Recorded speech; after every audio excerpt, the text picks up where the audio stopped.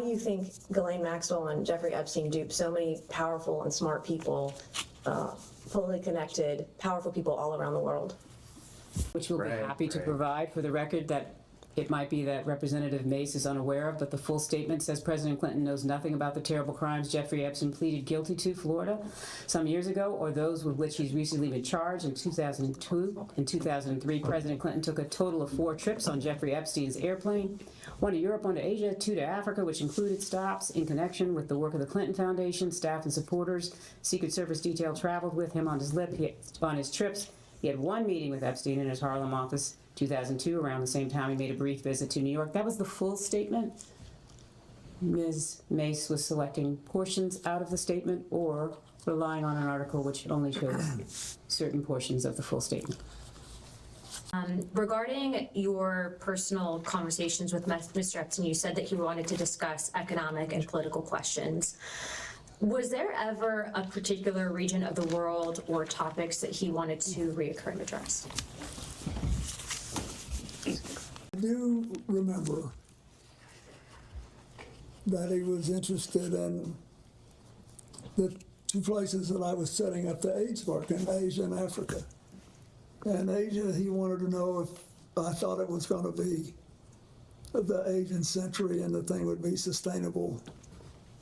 And in Africa, he wanted to know whether I believed that you could have broad-based prosperity there, whether they could achieve something that they'd never achieved before. Epstein also had asked a similar question about America's prosperity and economic policy.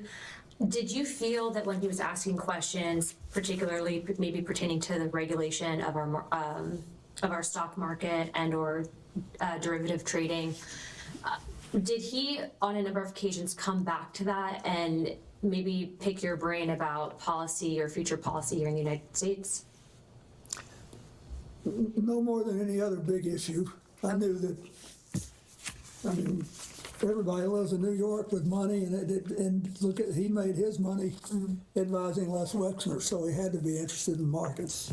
Okay, and then I know that Ghislaine was a little bit more probably chatty with you. Did she ever share a similar interest to Mr. Epstein on economics or political topics of discussion? Were there any reoccurring topics that you felt that she was wanting to focus on? Not that I noticed.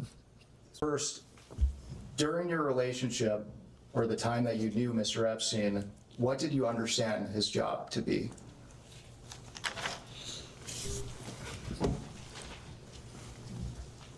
I'm not sure I knew. It was never clear to me. But he could have been living on investing the profits he'd already made. I knew he was a finance guy. And you just testified to Les Wexner being one of his clients. Did he ever make any other representations about who his clients were? No, but I never asked either. During the time that you knew him, did Epstein ever provide you with financial advice? No. Did he ever provide you with tax advice? No. Did you ever personally receive money from Mr. Epstein? No.